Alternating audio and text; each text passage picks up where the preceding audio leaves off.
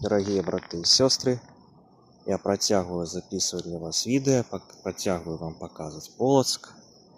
Я знаходжуся тут, у парку культуры да адпачынку, на беразе ракі Заходняя Двина.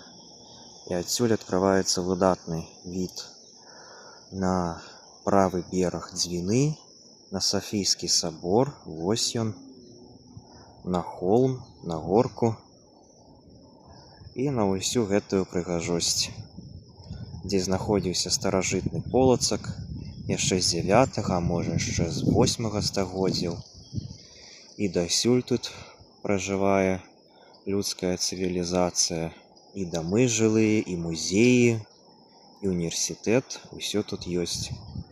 І сабор. Такіх Софійскіх сабораў усяго 4 на гэтым свеце.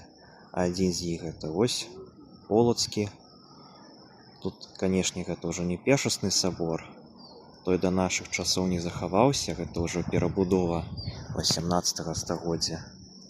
І горка, на якой калісьці быў княжаскі церам, сабор і рэзідэнцыя епіскапаў.